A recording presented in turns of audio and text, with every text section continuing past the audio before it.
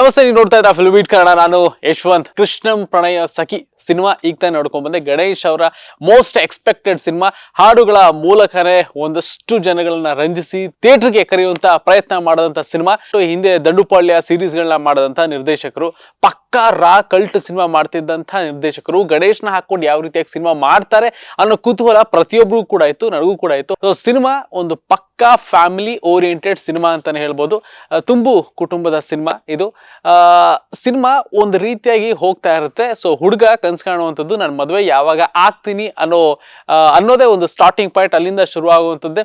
So ಶುರುನಲ್ಲೇ song ಬಂದು ಒಂದು entertain ಮಾಡುತ್ತೆ. ಫಸ್ಟ್ ಓಪನಿಂಗ್ ಒಂದು ಬೂಮ್ ಆಗಿ ಬರುತ್ತೆ. ಸೊ ಸೆಕೆಂಡ್ ಹೋಗ್ತಾ ಹೋಗ್ತಾ ಹೋಗ್ತಾ ಯಾವ ರೀತಿಯಾಗಿ ಆಗುತ್ತೆ ಅಂತಂದ್ರೆ, ಒಂದ್ ರೀತಿಯಲ್ಲಿ ಸಿನಿಮಾ ಆರಾಮಾಗಿ ಹೋಗ್ತಾ ಇರುತ್ತೆ. ಪಟ್ ಅಂತ ಒಂದು ಫ್ಲಾಶ್ ಬ್ಯಾಕ್ ಬರುತ್ತೆ. ಫ್ಲಾಶ್ ಬ್ಯಾಕ್ ಅಲ್ಲಿ ಒಂದು ಲವ್ ಸ್ಟೋರಿ ಇರುತ್ತೆ. ಸೊ ಏನ್ ಕಂಟಿನ್ಯೂಟಿ ಸಿನಿಮಾ ಹೋಗ್ತಾ ಇರ್ತಲ್ಲ, ಅದರಲ್ಲಿ ಲವ್ ಸ್ಟೋರಿ ಇರಲ್ಲ. ಆ ಕಂಟಿನ್ಯೂ ಹೋಗ್ತಾ ಇರುವಂತಹ ಸಿನಿಮಾದಲ್ಲಿ ಒಂದು ಲವ್ ನ ಹುಡುಕುವಂತ ಪ್ರಯತ್ನ ಗಣೇಶ್ ಅವ್ರು ಮಾಡ್ತಾ ಇರ್ತಾರೆ. ಆದ್ರೆ ಫ್ಲಾಶ್ ಬ್ಯಾಕ್ ಅಲ್ಲಿ ಒಂದು ಹುಡುಗಿನ ಪ್ರೀತಿಸ್ತಾ ಇರ್ತಾರೆ. ಸೊ ಇದು ಸ್ವಲ್ಪ ಮಟ್ಟಿಗೆ ಒಂಚೂರು ಕನ್ಫ್ಯೂಷನ್ ಆಗುತ್ತೆ. ಏನು ಎತ್ತ, ಒಂದ್ ಕಡೆ ಹುಡುಗಿನ ಹುಡುಕ್ತಾ ಇದಾರೆ, ಫ್ಲಾಶ್ ಬ್ಯಾಕ್ ಅಲ್ಲಿ ಆ ಹುಡುಗಿನ ಲವ್ ಮಾಡ್ತಾ ಇದಾರೆ, ಹೆಂಗ್ ನಡೀತಾ ಇದೆ ಅನ್ನೋ ಒಂದಷ್ಟು ಕನ್ಫ್ಯೂಷನ್ ನನಗೂ ಕೂಡ ಇತ್ತು. ಸೊ ಫಸ್ಟ್ ಹಾಫ್ ನಿಮ್ಗೆ ಆ ಒಂದು ಕನ್ಫ್ಯೂಷನ್ ಅಲ್ಲೇ ಸಿನಿಮಾ ಹೋಗುತ್ತೆ. ಬಟ್ ಆ ಒಂದು ಕನ್ಫ್ಯೂಷನ್ ಅಲ್ಲೂ ಒಂದಷ್ಟು ಮನೋರಂಜನೆ ಕೂಡ ಇದೆ. ಮಸ್ತ್ ಮಸ್ತ್ ಎಂಟರ್ಟೈನ್ಮೆಂಟ್ ಇರುವಂತದ್ದು ಯಾರು ಅಂತ ಅಂದ್ರೆ, ಒಂದು ಸಾಧು ಕೋಕಿಲ ಮತ್ತೆ ರಂಗಾಯಣ ರಘು. ಸೊ ಇಬ್ರು ಕಾಂಬಿನೇಷನ್ ಸಖತ್ ವರ್ಕೌಟ್ ಆಗಿದೆ. ಗಣಿ ಮತ್ತೆ ಸಾಧು ಕಾಂಬಿನೇಷನ್, ಗಣಿ ಮತ್ತೆ ರಂಗಾಯಣ ರಘು ಕಾಂಬಿನೇಷನ್ ನಿಮ್ಗೆ ತುಂಬಾನೇ ಒಂದು ಮಸ್ತ್ ಎಂಟರ್ಟೈನ್ಮೆಂಟ್ ಕೊಡುತ್ತೆ. ಫಸ್ಟ್ ಹಾಫ್ ಅಲ್ಲಿ ಕೆಲವೊಂದು ವಿಚಾರಗಳು ಸ್ವಲ್ಪ ಲ್ಯಾಗ್ ಆಯ್ತು ಅಂತ ಅನಿಸ್ತು.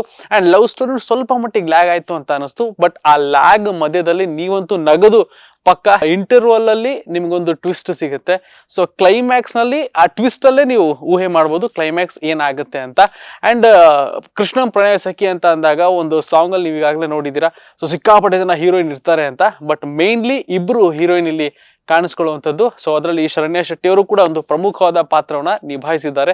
ಅವರ ಪಾತ್ರ ಏನಿರುತ್ತೆ, ಸೊ ಇದು ಟ್ರಯಾಂಗಲ್ ಲವ್ ಸ್ಟೋರಿನ ಇಲ್ಲ ಒನ್ ವೇ ಲವ್ ಸ್ಟೋರಿನ, ಇವೆಲ್ಲವೂ ಕೂಡ ನೀವು ಸಿನಿಮಾನೇ ನೋಡ್ಬೇಕಾಗತ್ತೆ.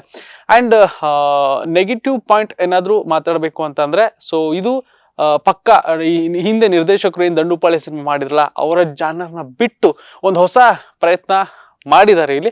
ಬಟ್ ಆ ಪ್ರಯತ್ನ ಇನ್ನೊಂಚೂರ್ ಸ್ವಲ್ಪ ಕೆಲವೊಂದು ಶಾರ್ಪ್ ಕಟಿಂಗ್ಸ್ ಆಗ್ಬೇಕಿತ್ತು ಅಂತ ನನಗನ್ನಿಸ್ತು. ಸೀನಿಯರ್ ಆರ್ಟಿಸ್ಟ್ ಗಳೇ ಜಾಸ್ತಿ ಇದ್ದಾರೆ. ಶಶಿಕುಮಾರ್ ಆಗಿರ್ಬೋದು, ಶ್ರುತಿ ಆಗಿರ್ಬೋದು, ರಾಮಕೃಷ್ಣ ಅವರಾಗಿರ್ಬೋದು, ಶಿವಧ್ವಜ ಆಗಿರ್ಬೋದು, ಸುಮಾರು ಜನ ಆರ್ಟಿಸ್ಟ್ ಗಳೆಲ್ಲ ಏನಿದಾರಲ್ಲ, ಒಂದು ಫ್ಯಾಮಿಲಿ ಓರಿಯೆಂಟೆಡ್ ಅಂತ ಅಂದಾಗ ಒಬ್ಬೊಬ್ಬರಿಗೆ ಒಂದಷ್ಟು ತೂಕ ಅಂತ ಇರ್ಬೇಕಾಗುತ್ತೆ. ಬಟ್ ಇದರಲ್ಲಿ ಕೊಟ್ಟಿರುವಂತ ಡೈಲಾಗ್ ಬಹಳನೇ ಕಡಿಮೆ ಇದೆ, ಅವರ ಸ್ಕ್ರೀನ್ ಪ್ರೆಸೆನ್ಸ್ ಕೂಡ ಬಹಳನೇ ಕಡಿಮೆ ಇದೆ.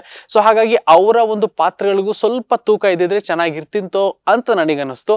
ಸೊ ಇನ್ನ ಸಾಂಗ್ಗಳ ವಿಚಾರಕ್ಕೆ ಬರೋದಾದ್ರೆ, ಈಗಾಗಲೇ ಸಾಂಗ್ಗಳು ಸೂಪರ್ ಡೂಪರ್ ಹಿಟ್ ಆಗಿದೆ. 3 ಸಾಂಗ್ಗಳಂತೂ ಅಲ್ಟಿಮೇಟ್ ಆಗಿ ಹಿಟ್ ಆಗಿದೆ. ಸೊ ಸ್ಕ್ರೀನ್ ಮೇಲೆ ಬಂದಾಗ ಸಂಪೂರ್ಣವಾಗಿ ಸಾಂಗ್ ನ ನಾವಿಲ್ಲಿ ಕಣ್ ತುಂಬಿಕೊಳ್ಬಹುದು. ಬಹಳ ಅದ್ಭುತವಾಗಿ ಅರ್ಜುನ್ ಜನ್ಯ ಅವರು ಒಂದೊಳ್ಳೆ ಮ್ಯೂಸಿಕ್ ಅನ್ನ ಕೊಟ್ಟಿದ್ದಾರೆ. ಸೊ ಪರ್ಫಾರ್ಮೆನ್ಸ್ ಅಂತ ಬಂದಾಗ ಗಣೇಶ್ ಅವರ ವಿಚಾರದಲ್ಲಿ, ಸೊ ಆಕ್ಟಿಂಗ್ ವೈಸ್ ನಾನು ಏನು ಹೇಳಕ್ಕೂ ಆಗಲ್ಲ. ಸೊ ಅಂತ ಪರ್ಫಾರ್ಮರ್ ಅವರು.